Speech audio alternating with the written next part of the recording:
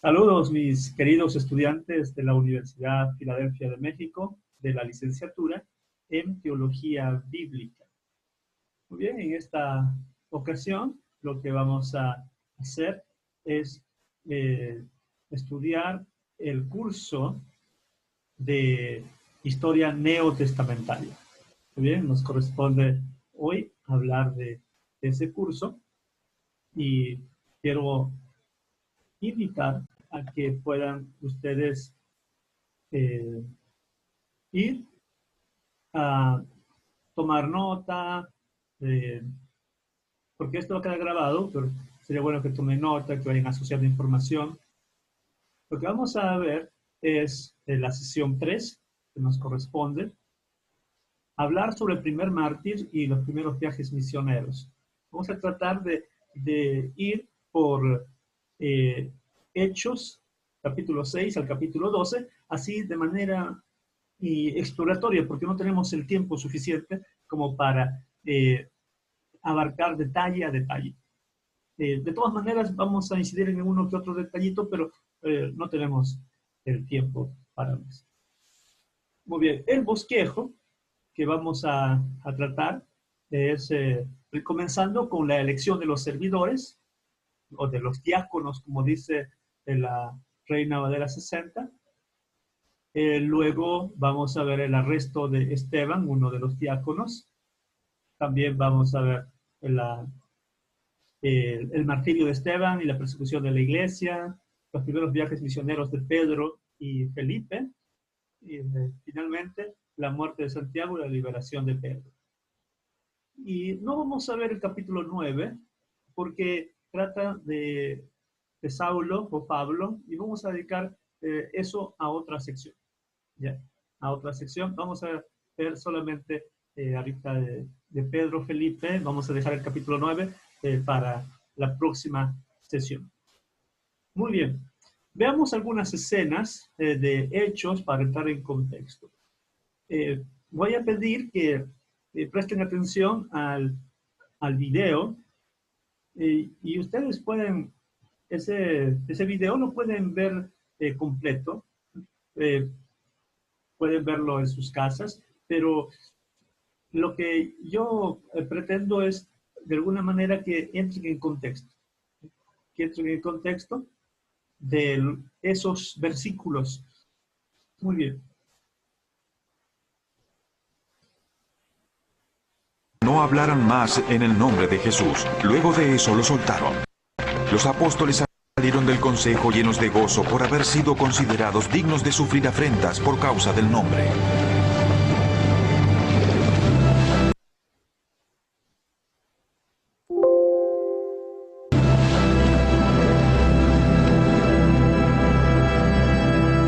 Y día tras día, en el templo y de casa en casa no dejaban de enseñar y anunciar las buenas nuevas de que Jesús es el Mesías. En aquellos días, el número de los discípulos se incrementó.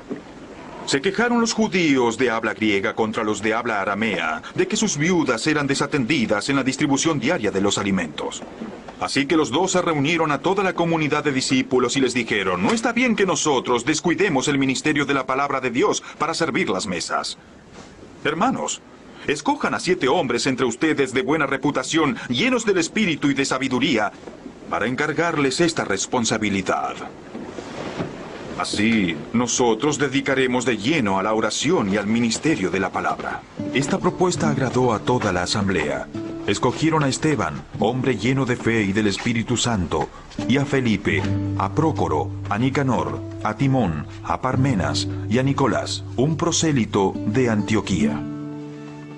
Los presentaron a los apóstoles, quienes oraron y les impusieron las manos. Y la palabra de Dios se difundía. El número de los discípulos en Jerusalén aumentaba considerablemente e incluso muchos de los sacerdotes obedecían a la fe. Esteban, hombre lleno de la gracia y del poder de Dios, hacía grandes prodigios y señales milagrosas entre el pueblo.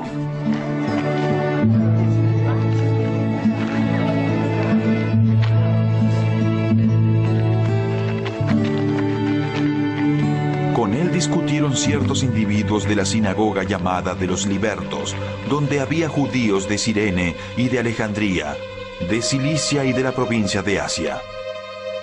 Como no podían hacer frente a la sabiduría ni al espíritu con que hablaba Esteban, instigaron a unos hombres a decir: hemos oído a Esteban blasfemar contra Moisés y contra Dios.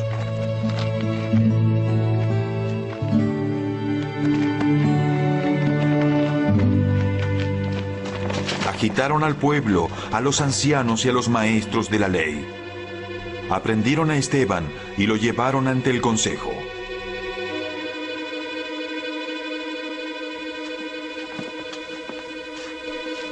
Presentaron testigos falsos que declararon: este hombre no deja de hablar contra este lugar santo y contra la ley. Le hemos oído decir que ese Jesús de Nazaret destruirá este lugar y cambiará las tradiciones que Moisés nos dejó. Todos los que estaban sentados en el consejo fijaron la mirada en Esteban y vieron que su rostro se parecía al de un ángel. Luego el sumo sacerdote preguntó: ¿las acusaciones son ciertas? Él contestó: hermanos y padres, escúchenme. El Dios de la gloria se apareció a nuestro padre Abraham cuando éste aún vivía en Mesopotamia, antes de radicarse en Harán. Deja tu tierra y a tus parientes, le dijo Dios, y ve a la tierra que yo te mostraré. Salió de la tierra de los caldeos y se estableció en Harán. Desde allí, después de la muerte de su padre, Dios lo trasladó a esta tierra donde ustedes viven ahora. No le dio herencia alguna en ella, ni siquiera donde plantar el pie. Pero Dios le prometió dársela en posesión a él y a su descendencia, aunque Abraham no tenía ni un solo hijo todavía. De modo que Dios le dijo así: tus descendientes serán extranjeros en tierra extraña, donde serán esclavizados y maltratados durante 400 años. Pero yo los castigaré, sea cual sea la nación que los esclavice, y luego tus descendientes saldrán de esa tierra y me adorarán en este lugar. Hizo con Abraham el pacto que tenía por la circuncisión. Así, cuando Abraham tuvo su hijo Isaac, lo circuncidó a los 8 días de haber nacido. E Isaac... Bueno, viene allí el discurso, que sería todo el capítulo 7. Ustedes pueden verlo más adelante. Ahora quiero adelantar un poco.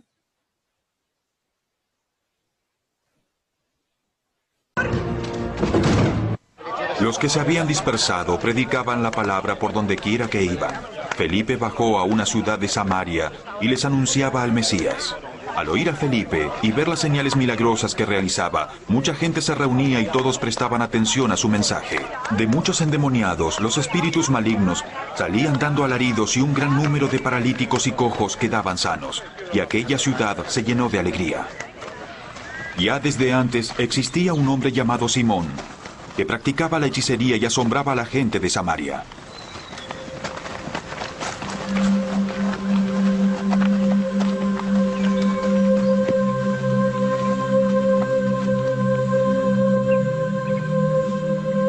Todos, desde el más pequeño hasta el más grande, le prestaban atención y exclamaban: este hombre es al que llaman el gran poder de Dios.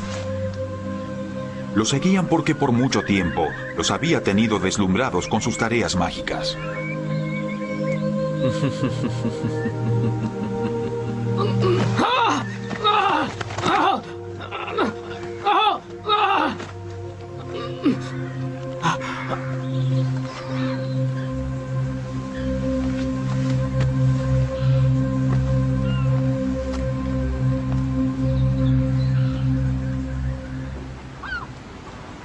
Pero cuando creyeron a Felipe que les anunciaba las buenas nuevas del reino de Dios y el nombre de Jesucristo, se bautizaron, tanto hombres como mujeres. Bueno, ustedes Simón... pueden seguir con la película y aprender un poquito más de esa dramatización.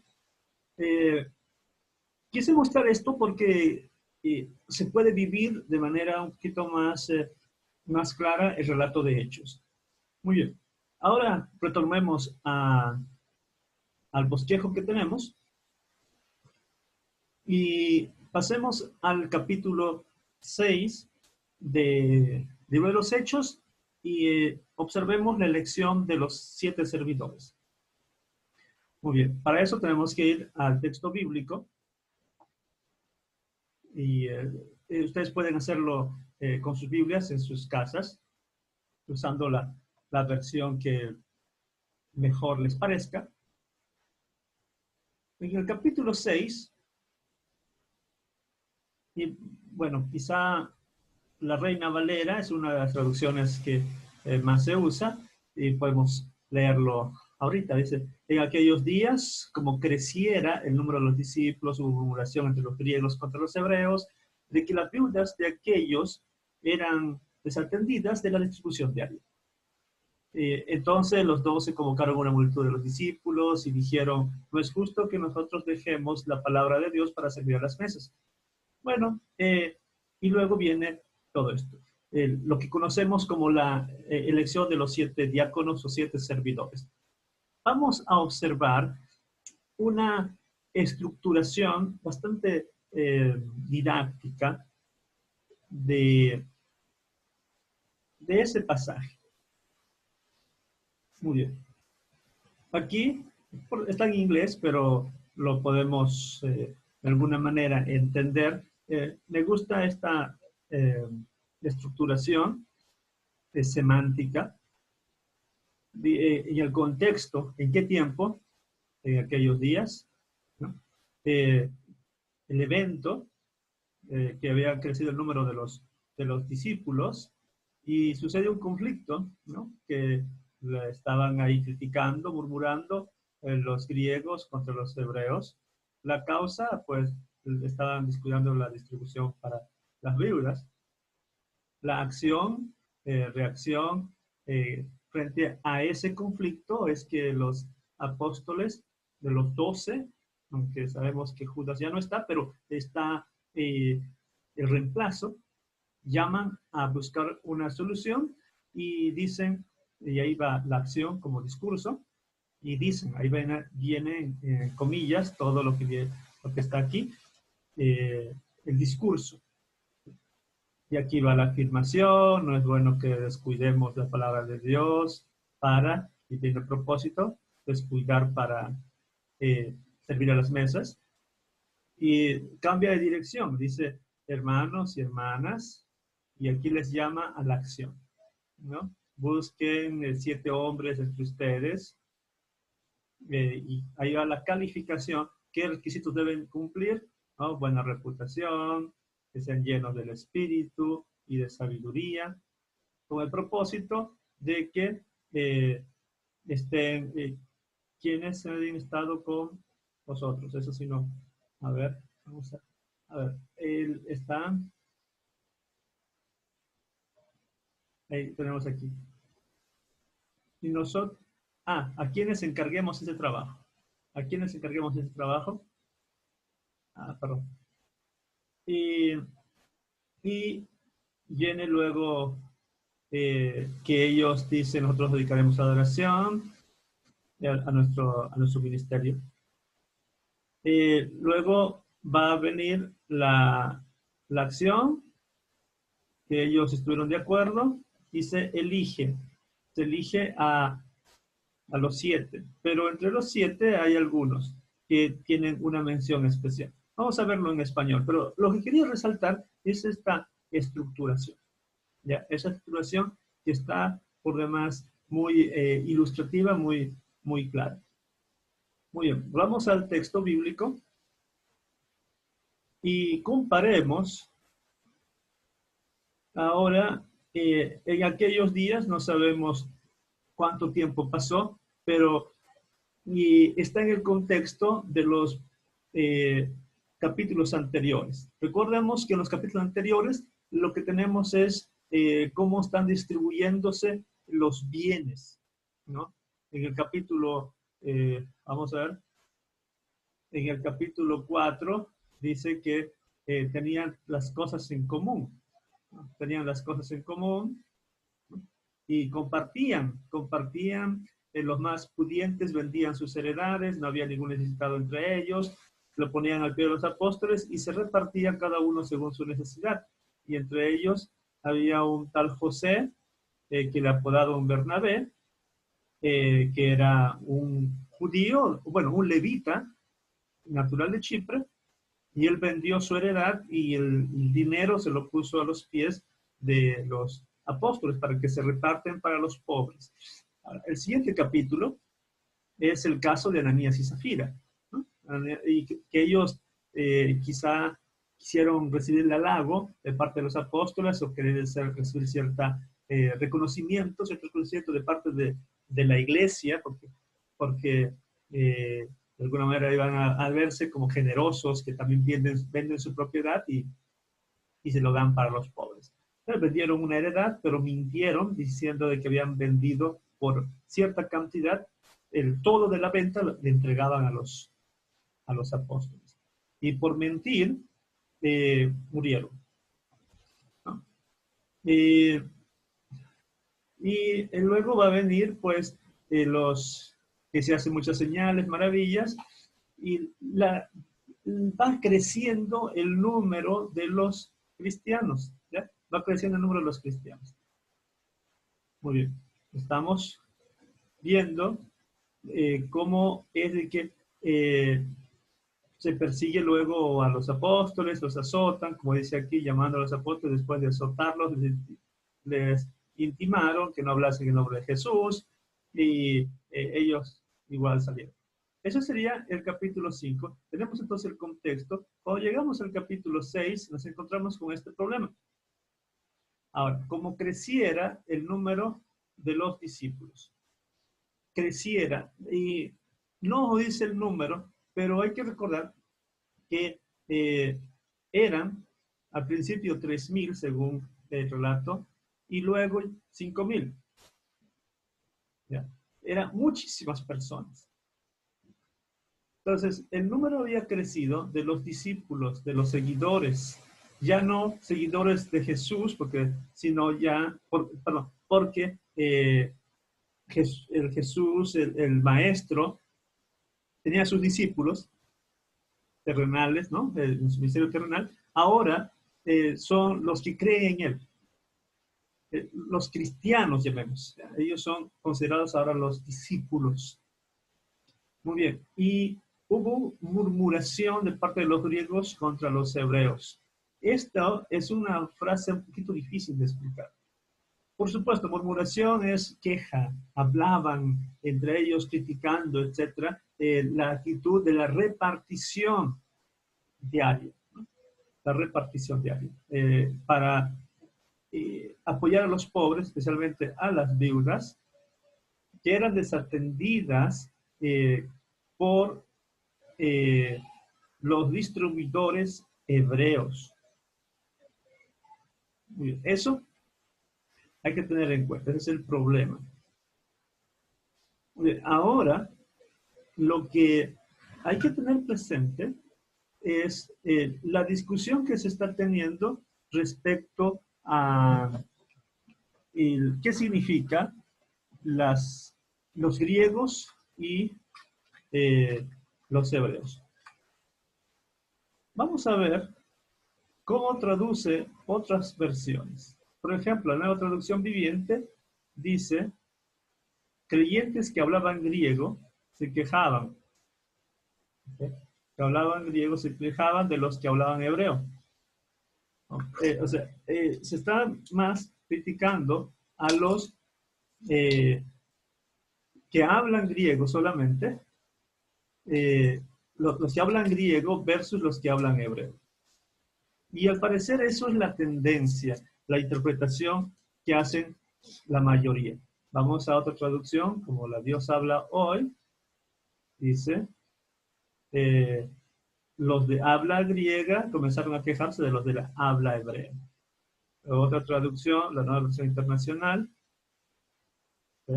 Se quejaron los judíos de habla griega contra los de habla aramea, pero acá ya no habla hebrea, sino aramea, y ese es otro dato que habría que considerar.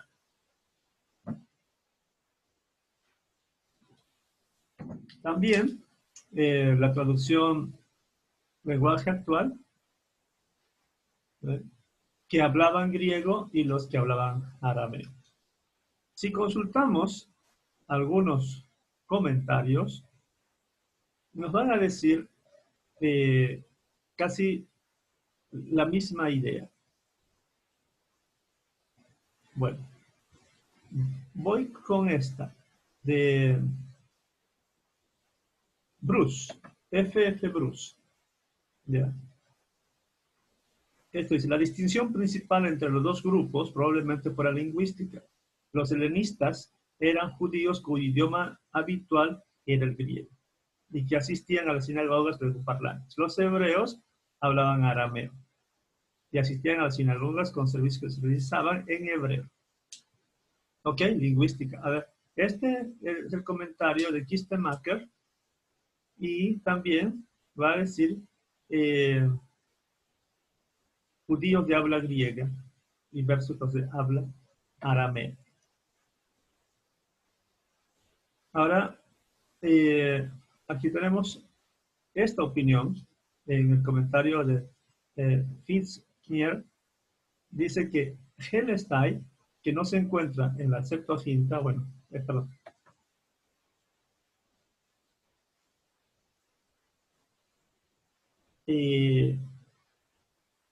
Está un poquito más, perdón. Aquí está. Así que la mejor solución es la propuesta por Moore, que él es helenistai. En los Hechos, en el libro de los Hechos, denota a los judíos y judeocristianos que hablaban solo griego. Que hablaban solo griego. Y los hebraios, judíos que aunque podían hablar griego, conocían también una lengua semítica. Por ejemplo, el hebreo o arameo. Bueno, allí ya está haciendo una distinción. La distinción es que no se trata solamente de personas que hablan griego y hebreo. No, algunos, los helenistas son los que solamente hablan griego. Esa es la propuesta de Fitzgerald.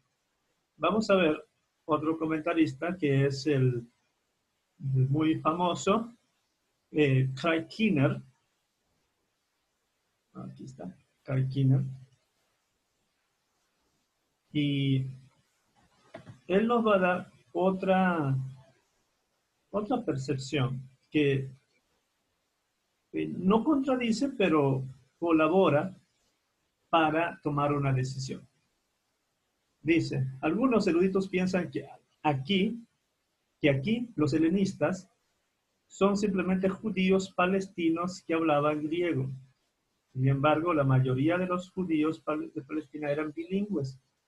Probablemente el griego fue el primer idioma que hablaba la mayoría de los nativos de Jerusalén. La propuesta más probable es que este texto se refiera a judíos de la diáspora que se habían establecido en Jerusalén y que estaban como opositores de los nativos de la Palestina judía.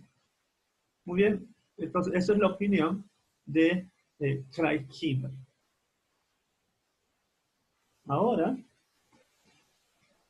vamos a continuar viendo otros detalles que parecen que extenderlos nos ayudaría a explicar todo el pasaje. Muy bien. En cuanto a los requisitos, tienen que ser personas, bueno, voy a otra traducción. Dice que sean muy respetados. Esa es una traducción, nueva traducción viviente, que sean muy respetados, que estén llenos del espíritu y de sabiduría. Esos son los tres requisitos que deberían cumplir aquellos colaboradores, ¿ya? Aquellos colaboradores que son personas reconocidas entre la comunidad. Y como esa propuesta gustó a la iglesia o a la multitud de los que estaban allí, ¿no? Entonces eligieron, dice, a Esteban. Este Esteban se le menciona como una característica muy especial. Un hombre lleno de fe y del Espíritu Santo. Este Esteban es el protagonista de lo que va a venir más adelante, versículos 8 y todo el capítulo 8. Luego se menciona a Felipe, él también es otro protagonista importante de todo el relato, que va a venir, este viene en el capítulo 8, Esteban viene en el capítulo 5. De Prócoro, Nicanor, Timón, no se dice mucho, y de Nicolás, hay una aclaración. Solamente se menciona de dónde es. Nicolás, de Antioquía, quien anteriormente se había convertido a la fe cristiana, a la fe judía. A ver, otra traducción diría, Nicolás es un prosélito de Antioquía. Un prosélito es una persona que abraza la fe, una fe. En este caso, este Nicolás es un griego no judío. Todos los demás son judíos, pero de la diáspora. O sea, son judíos que viven en otras partes. Muy bien. Y este Nicolás no es judío, pero decidió creer en el Dios de los judíos. Por eso se llama prosélito. Se llama prosélito. Y ahora ya no es un prosélito judío, ahora es un cristiano, ¿no? O un seguidor de Jesús. Muy bien, ahora es que hacer una distinción en la cuestión de ser diáconos. La palabra griega aquí es diaconía. ¿Ya? Es diaconía, y podemos verificar aquí, capítulo 6. Podríamos mencionar versículos anteriores. No se refiere a los líderes de una iglesia. Aquí, la diaconía tiene que ver con recoger ofrendas, con ayudar en la distribución. Son colaboradores, más que nada. Vamos a mostrar el texto bíblico.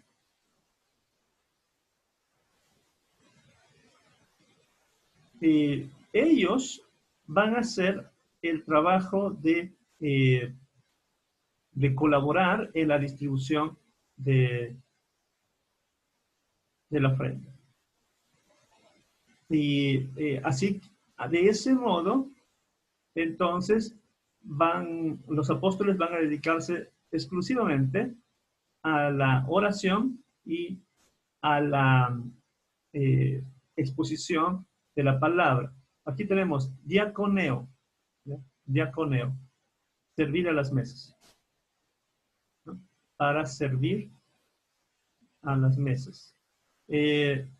No es que ellos van a ocupar un puesto de liderazgo como aparece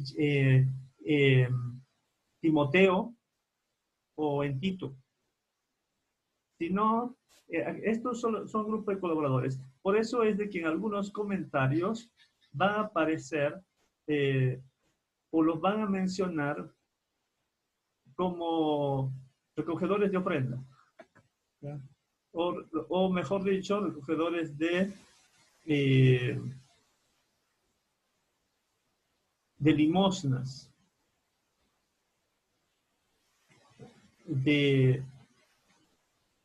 ok, aquí está. Estos van a servir para recoger ofrendas, para distribuir las ofrendas.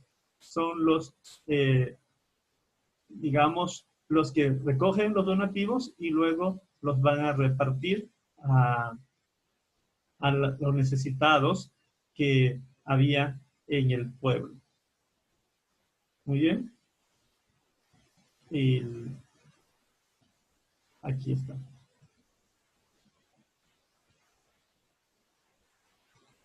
Diácono. ¿No? La palabra diácono. Y estos van a tener que hacer el oficio especial de ministrar a los pobres. El oficio especial de ministrar a los pobres, de ayudarlos. Eso va a ser un trabajo muy especial que se les encomienda a ellos.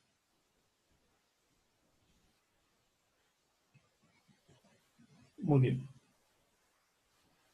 Ahora, habiendo dicho esto, de que estos son colaboradores, son personas que están para ayudar, veamos por qué había tantas viudas en ese tiempo. Una de las razones, va a decir Kinner y otros, es que las personas, los judíos que vivían en la diáspora, o sea, en diferentes partes del mundo, diferentes países, ellos querían morir en Jerusalén. ¿Ya? Querían morir en Jerusalén. ¿Por qué? Porque había la creencia de que los que eran enterrados en Jerusalén iban a resucitar primero. ¿Ya? Era la creencia. Por ejemplo, Kinner nos dice, los rabinos palestinos a la larga proporcionaron incentivos teológicos adicionales a los inmigrantes. De acuerdo con una tradición común, los muertos serían resucitados solo en Israel. Y de esa manera, los justos muertos en otras tierras tendrían que rodar por debajo de la tierra hasta llegar a Israel. Y se pensaba que esta era una experiencia muy desagradable.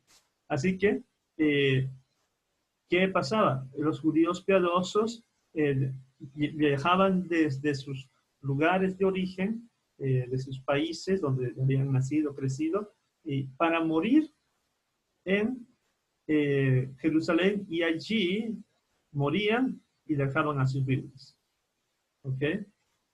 Entonces, habría un número desproporcionado de viudas extranjeras, o sea, de viudas que habían venido de otras partes del mundo, eran judías, sí, pero no nativas de Jerusalén.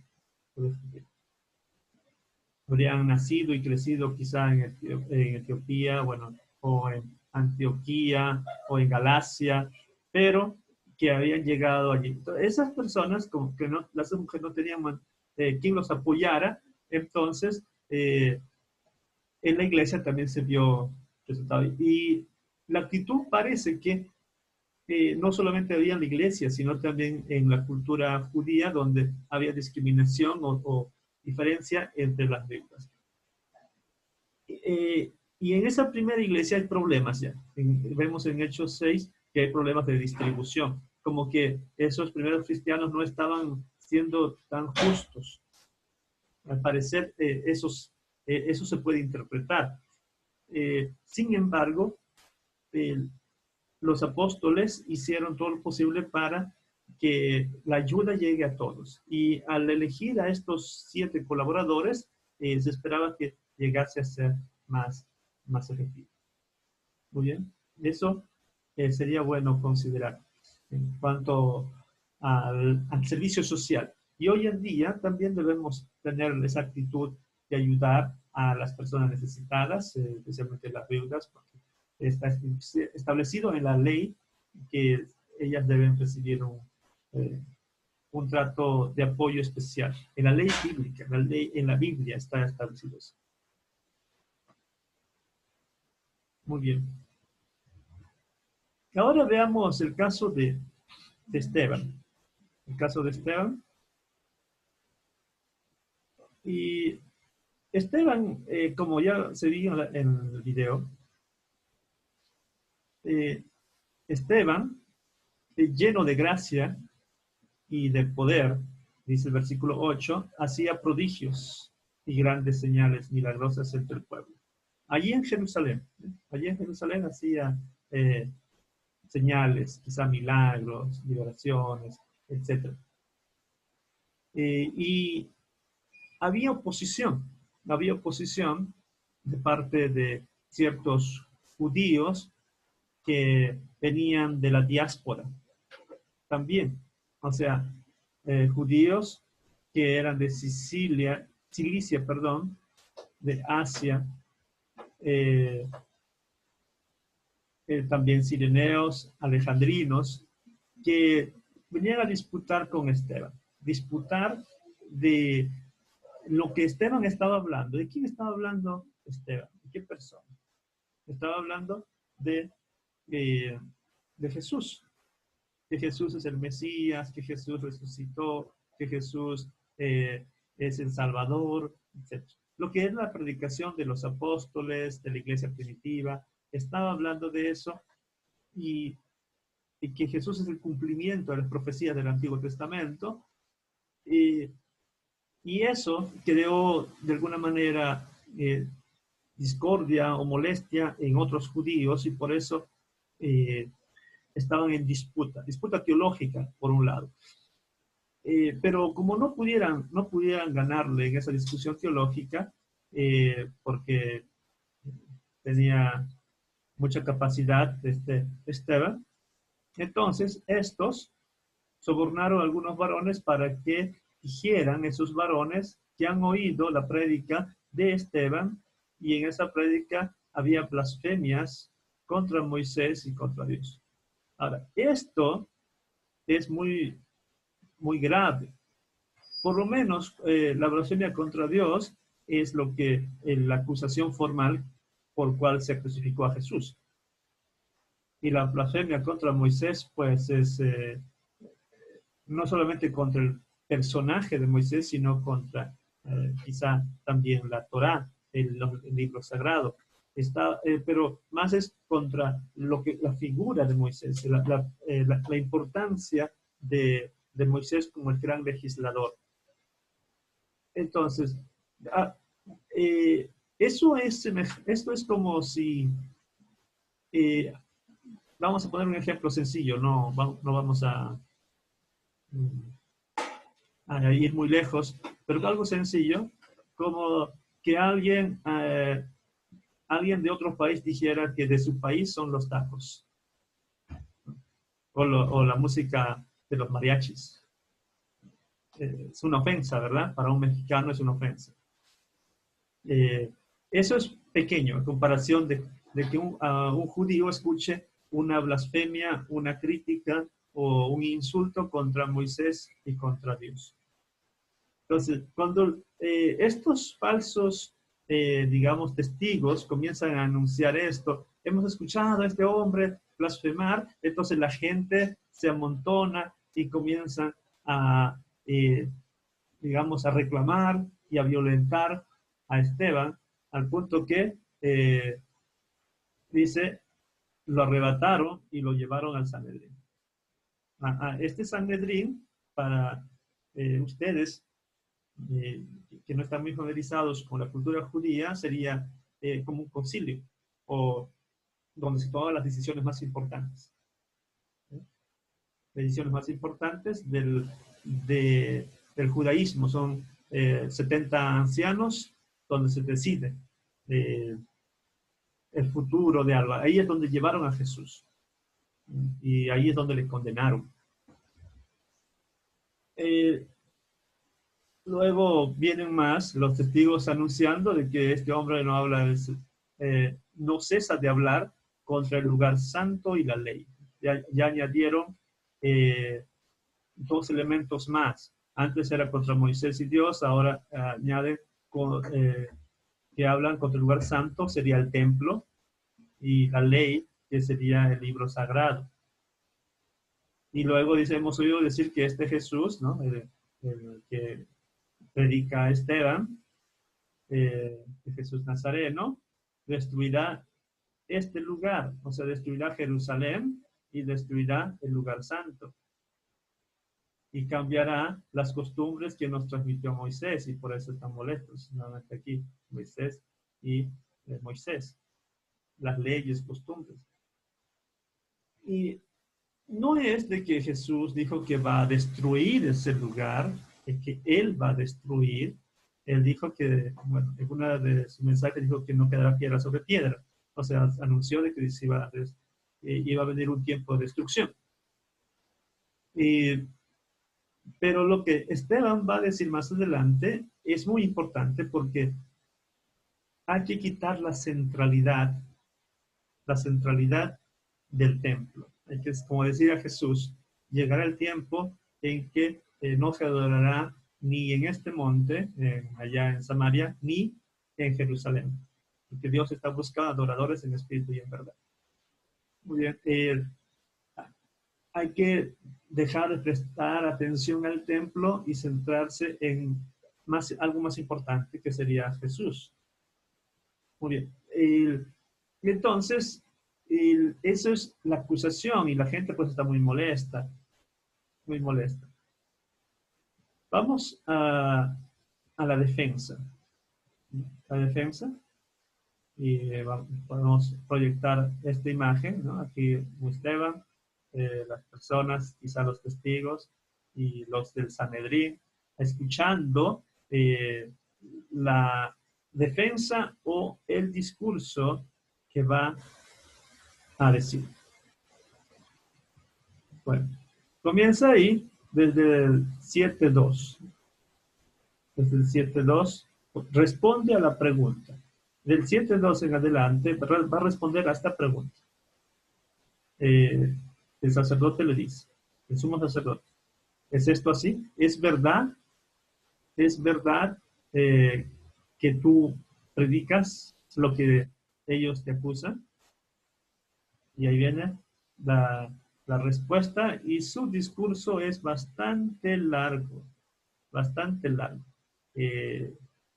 Les animo a que lean, por lo menos hasta el versículo 53, del 2 al 53 es el discurso. Luego va a venir el martirio de Esteban. Muy bien. Este discurso bastante largo y recorre la historia. Desde el versículo 2 va a hablar, pasando de Abraham, y así va a mencionar la historia. Vamos a ver algunos detalles. Voy a comenzar con una perspectiva.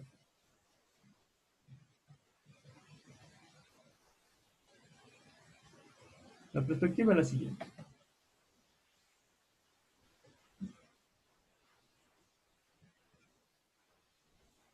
Voy a esperar que cargue, pero si ustedes van leyendo, encontrarán que el autor, en este caso Esteban y Lucas que redacta, va haciendo referencia a diferentes textos del Antiguo Testamento. Por ejemplo, en el 7.3 va a hacer referencia de manera indirecta a Génesis 12.1. A ver, vamos al 7.3. Sal de tu tierra y tu parentela. Eso está pues en Génesis 12.1. Sal de tu tierra y tu parentela. Y así, en esta plataforma de herramientas para el estudio bíblico, menciona versículo por versículo dónde están las referencias. Y aquí está haciendo hincapié. Ahora vamos a otro detalle.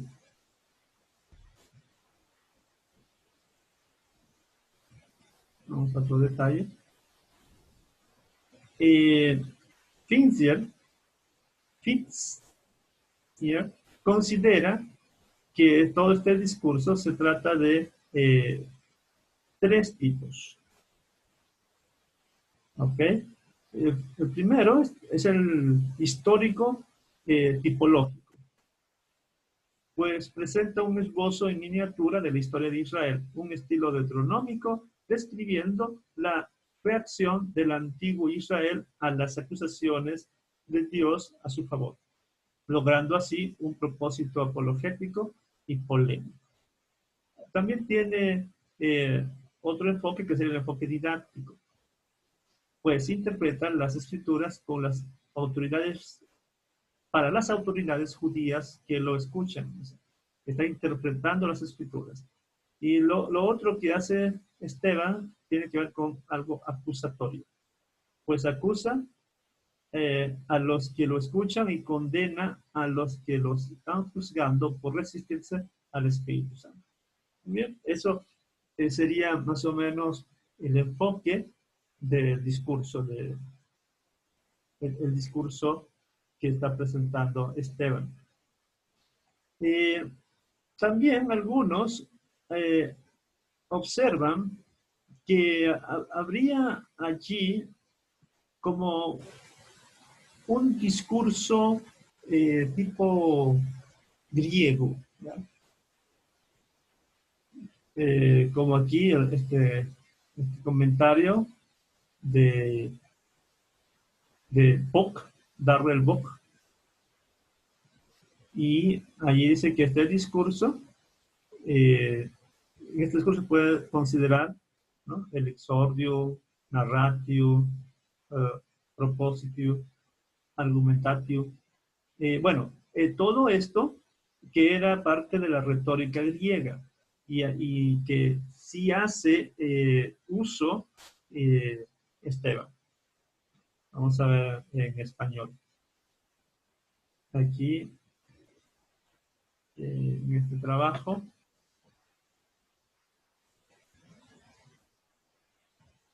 aquí está. Dice, hay quien piensa que el discurso está estructurado conforme al modelo helenista. Un exordio, que sería la introducción, versículos 2 y 3.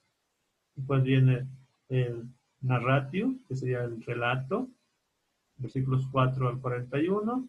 Luego el propositio, que sería la tesis central o la disputa, versículo 42.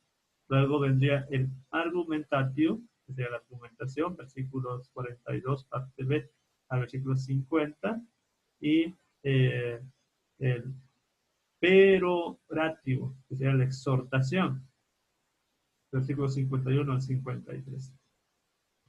De alguna manera lo que están haciendo es usar esta retórica, este discurso, acomodándolos. Bueno, volvamos a este comentarista. Vamos a ver en la página 460. 460.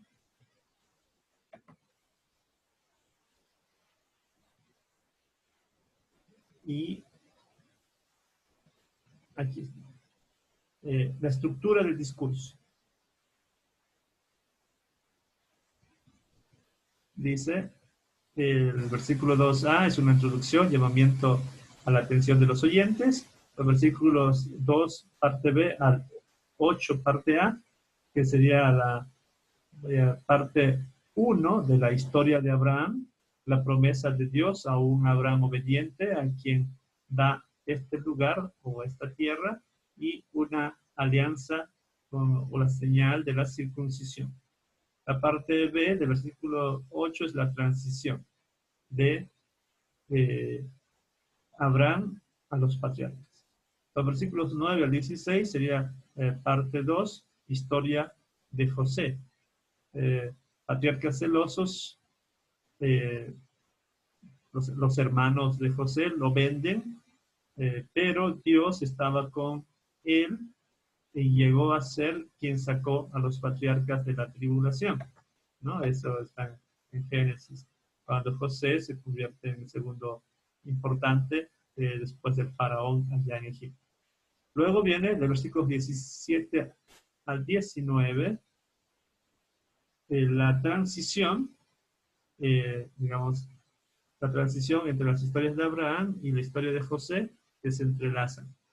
la promesa está próxima a cumplirse, que será la liberación de Egipto.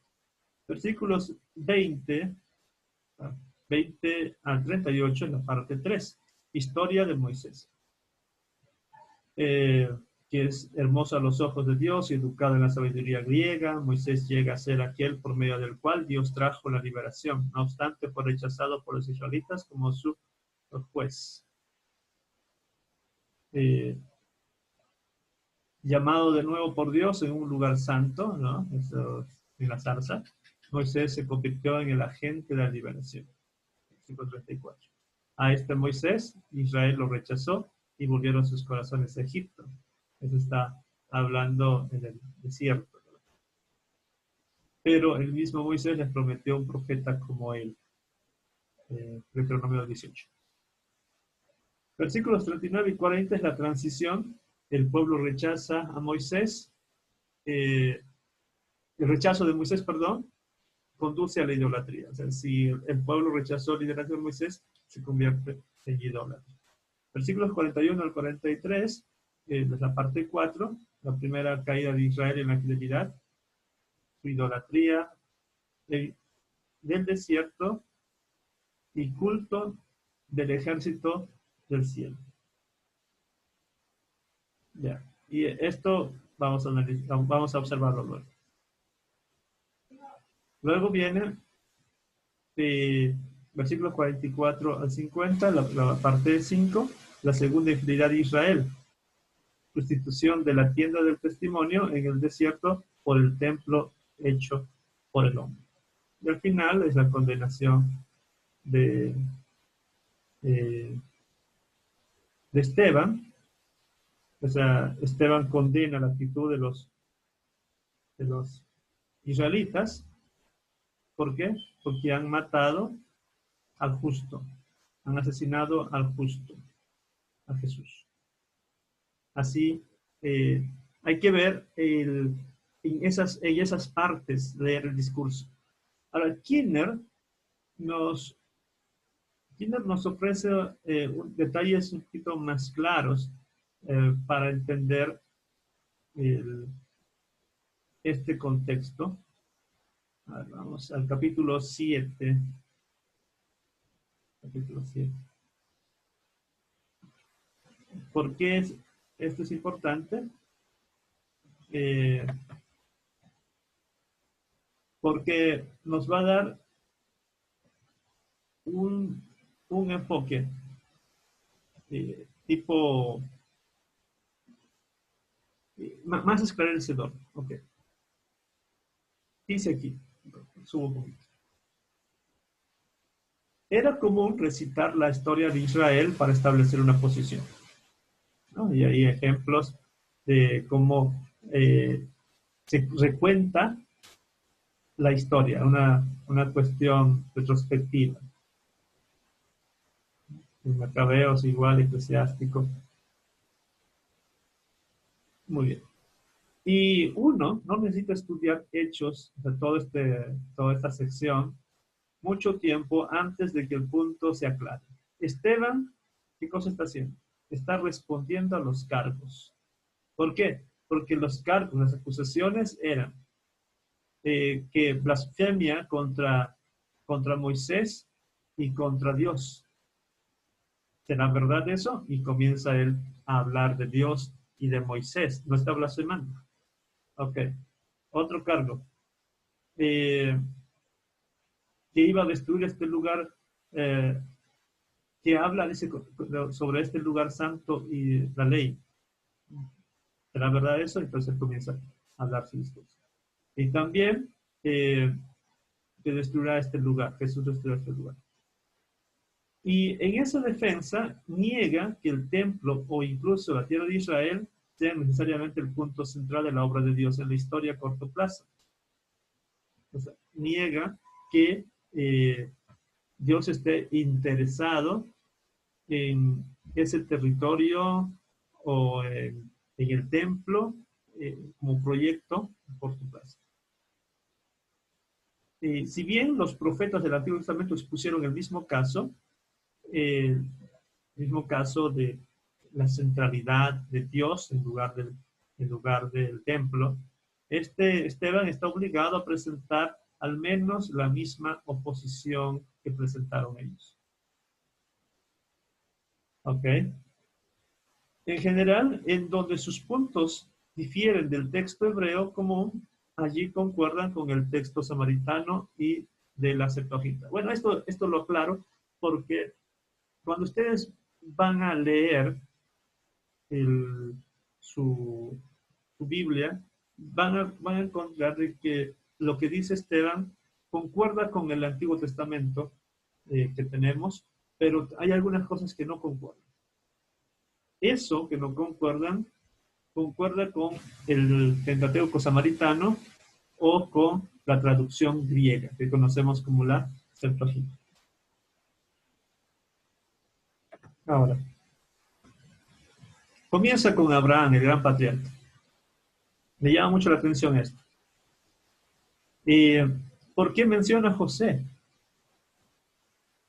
Porque José es un personaje importante. Y José, aunque fue rechazado, al final sirvió de salvación para su pueblo. Muy bien. Sirvió de salvación para su pueblo. Y vamos a hablar del rechazo. Vamos a ver ejemplos de rechazo y rechazo. Y al punto de que, como va a decir la parte final de todo el discurso, es de que rechazaron al justo. Y uno lee y lee. Y va a decir, ¿a quién rechazaron? Y sino que rechazaron. Está hablando de rechazo. Y si nosotros quisiéramos subrayar, sería una tarea interesante, subrayar las veces que aparece rechazo en este capítulo, entenderíamos de alguna manera, bueno, rechazo o abandonar, entenderíamos por qué termina con Jesús. ¿Ok? Nos vamos. Estamos aquí. Duros de cerviz, incircuncisos de corazones y oídos. Vosotros resistís, rechazan, se oponen al Espíritu Santo, como vuestros padres, al cual de los profetas no persiguieron, o sea, rechazaron a los profetas, mataron a los que anunciaron de antemano la venida del justo, el cual vosotros ahora llegasteis a ser asesinos. Bueno, está hablando de rechazo y todo el discurso va a girar en eso para terminar en Jesús, que él es rechazado por su propio pueblo.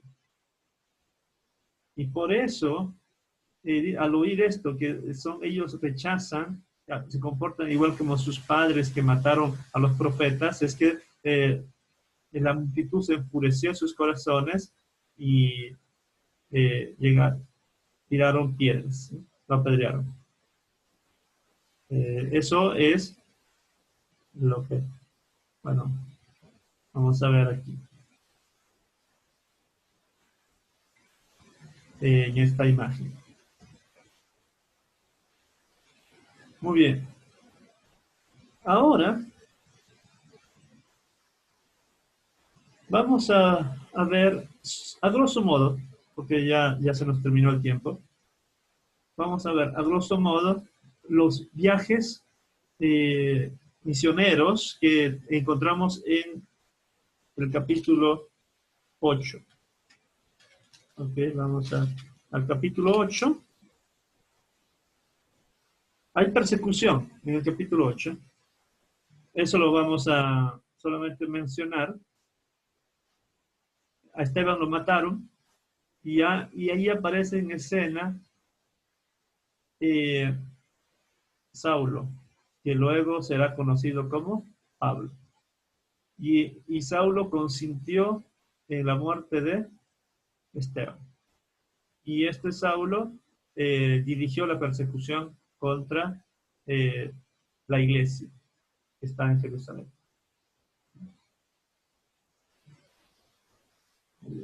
Algunos piadosos sepultaron a Esteban, lloraron por él, y Saulo asolaba a la iglesia. Saulo perseguía a la iglesia. Y él entraba en casa por casa, arrastrando a los hombres y mujeres, los entregaba en la casa. Situación difícil de persecución que ya los apóstoles estaban sufriendo. Ahora lo están sufriendo el pueblo, varones y mujeres. Esto llevó a la esparción. Fueron esparcidos por las regiones de Judea y de Samaria. Los cristianos tuvieron que huir a otras ciudades y pronto irán a más ciudades predicando la palabra. Entonces, versículo 4, los que fueron esparcidos, no sabemos los nombres de todos los que fueron esparcidos, pero ellos todos iban anunciando la buena noticia, iban anunciando el evangelio. ¿Sí? Iban anunciando el evangelio. Y entre ellos Felipe descendiendo a Samaria. Okay, vamos a comenzar aquí. En la otra diapositiva. Aquí está Jerusalén. Recuerden que aquí estamos, aquí está la sede, aquí comenzó todo, y dice descendiendo a Samaria. Ok. ¿Por qué descender? Porque esta zona está en una parte alta, una montañita, entonces se tenía que descender, bajar el nivel hasta Samaria. Okay. Vamos. Y les predicaba a Cristo allá en Samaria. Y la gente se acercaba a Felipe con los espíritus inmundos y salían, etc. Y de ahí se aparece un tal Simón. Simón, ahí está, queriendo comprar el don del Espíritu. Eso es lo que va a decir aquí, ¿no? Había un tal Simón que ejercía la magia y que estaba engañando a la gente de Samaria, había engañado, y viendo que sí es un gran poder, ¿dónde estaba? Aquí. También creyó Simón, supuestamente creyó en Jesús, y habiéndose bautizado estaba siempre con Felipe, acompañaba a Felipe, y viendo las señales, grandes milagros que se hacían, estaba atónito. Cuando los apóstoles que estaban en Jerusalén,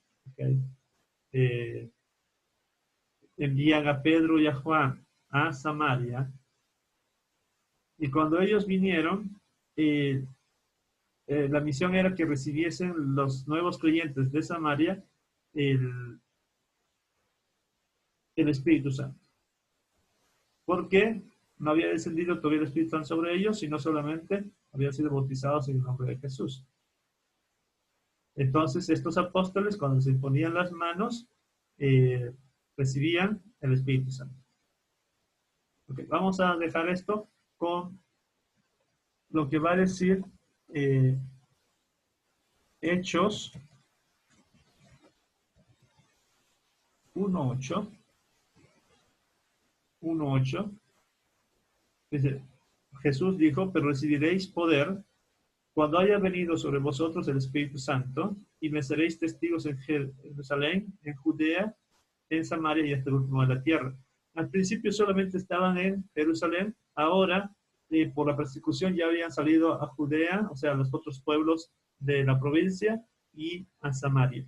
Hay que recordar que los judíos y samaritanos no se llevaban, pero aquí el evangelio es transformador y hace de que se quiera predicar a los samaritanos. Muy bien, volvamos a Hechos 8. Hechos 8. Y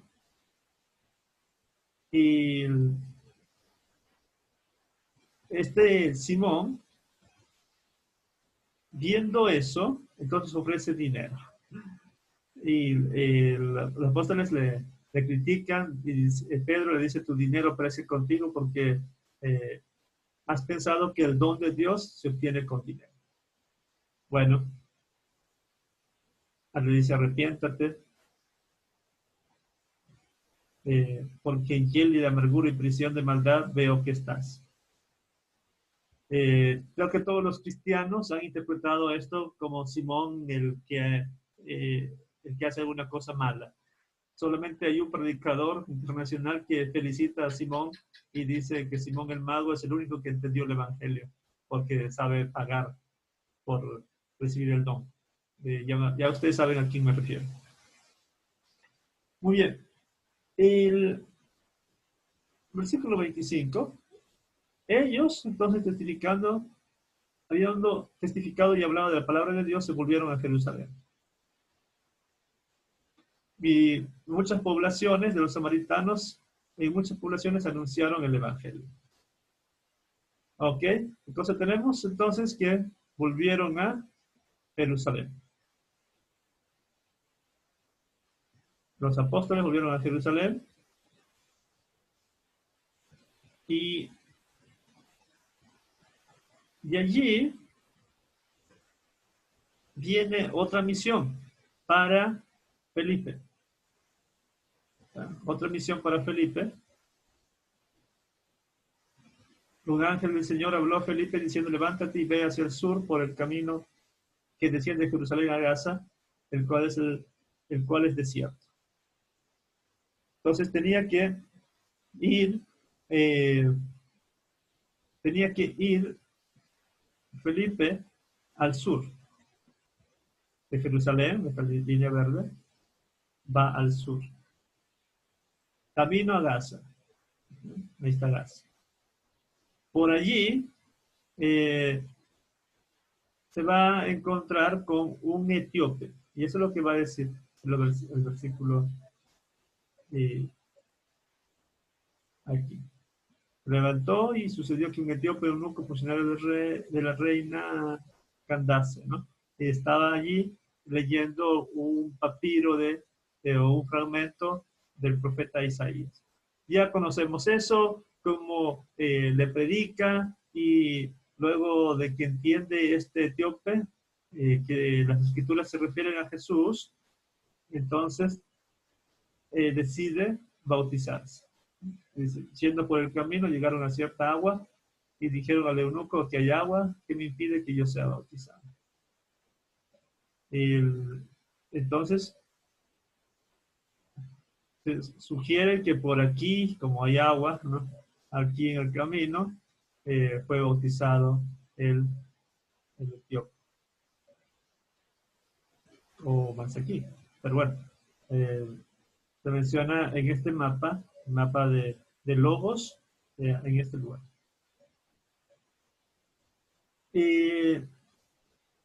Aquí hay un dato por demás interesante, que el Señor, luego de eso, arrebató a Felipe.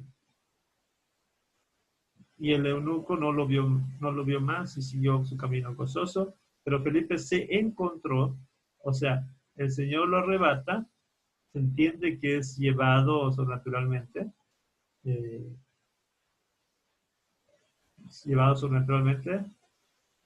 a otro lugar, y se encontró más al norte, en la ciudad de Azoto. Vamos a ver dónde está Azoto. Si estaba por aquí de alguna manera, aparece en este lugar. Ahora, esto puede llevar a algunas interpretaciones de personas que dicen, no, es que eso no pasó, ¿no? Es algo sobrenatural. No pudo haber sucedido eso, porque eso no no se ve, no se ve a diario.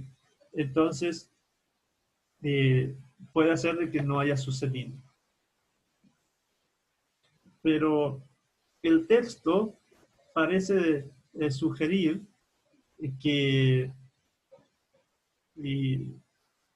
estaba allí y luego desaparece. Ahora, vamos a leer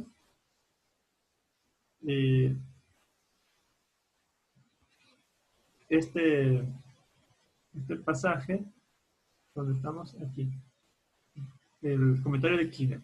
Dice, hay varios lechos de ríos secos cerca de Gaza que se llenan de agua durante temporada de lluvias, debido a que el bautismo judío presuponía la inmersión total, o sea, se esperaba de que se fuese completo de agua.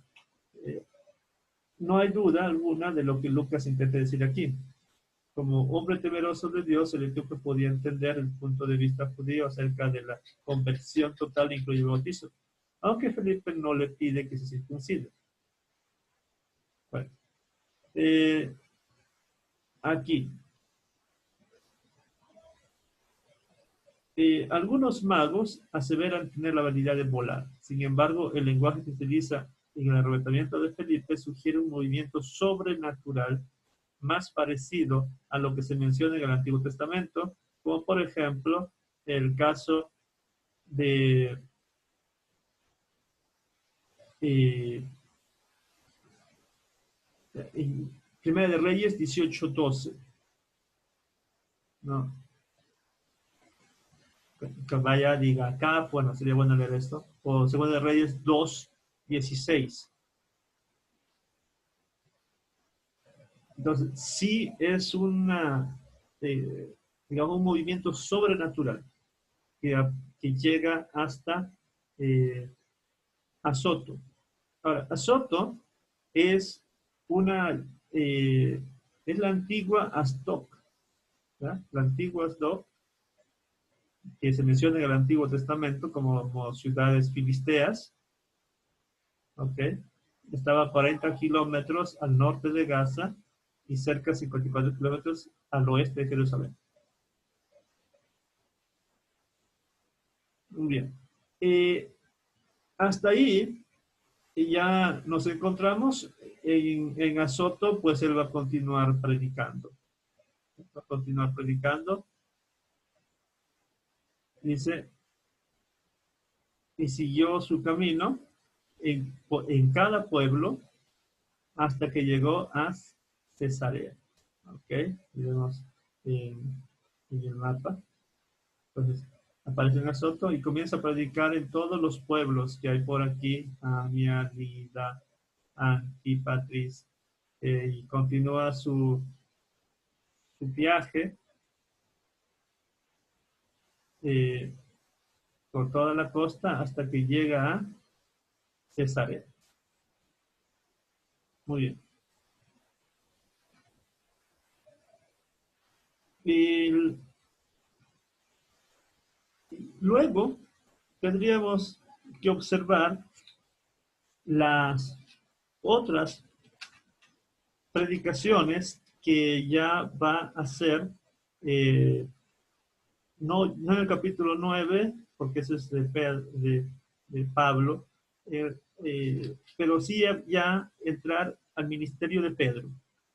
El ministerio de Pedro está en el capítulo 9, versículo 32. Y voy a pasar así rápido. Ustedes tienen los libros, tienen los recursos, tienen su tarea. En su tarea está todo lo que es la observación, ¿no? Observación de estos pasajes, la interpretación. Ya me imagino que ya están concluyendo su tarea. Muy bien. El versículo 32. Vamos a dejar la comprensión de Saulo para después. 32. Y Pedro viajaba de un lugar a otro, ¿no? Viajaba de un lugar a otro, viajaba por diferentes lugares. Perdón.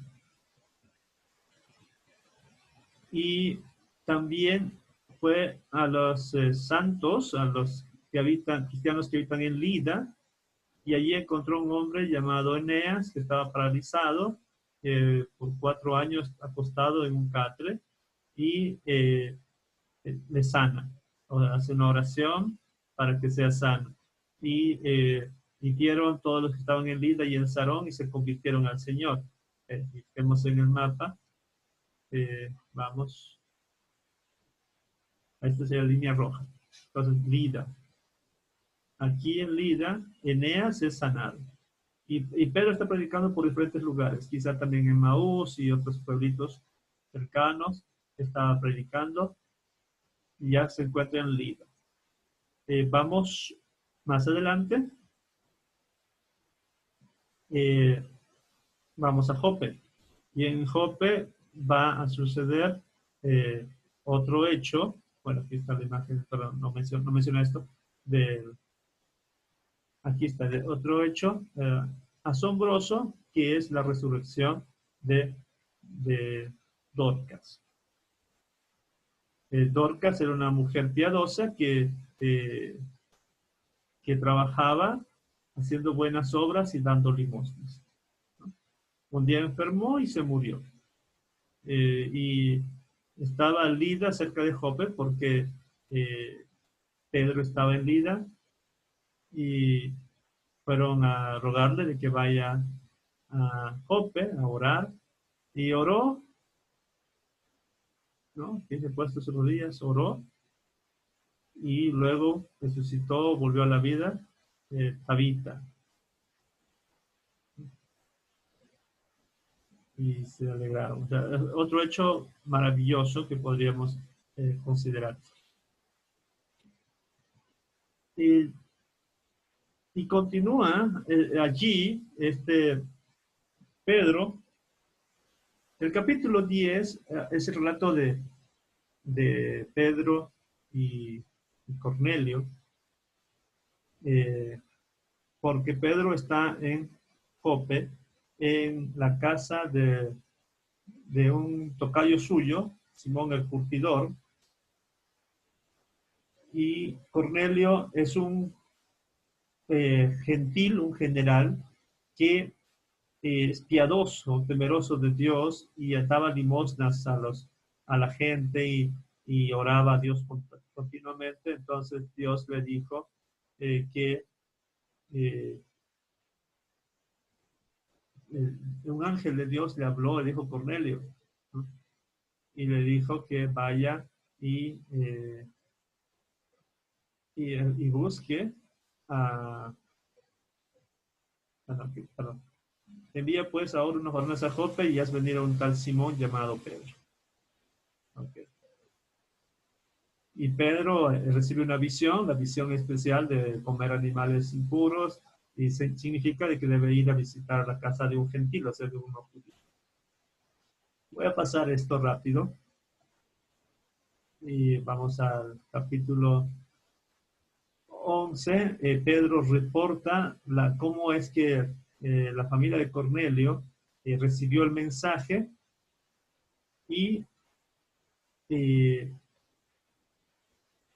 Cornelio, por más de ser un gentil, acepta el mensaje, acepta a Jesús, vamos a decir así, y su familia, y recibe el Espíritu Santo y comienzan a hablar en lenguas. Eso hace que Pedro entienda de que la gracia de Dios no solamente es para los judíos, sino también para los gentiles. Muy bien, Pedro reporta de eso, de su experiencia, y el otro relato va a ser de que la iglesia va creciendo en otros lugares, y eso vamos a ver en la próxima clase de manera más detallada. Muy bien. Yo sé que se ha hablado muchísimo de una...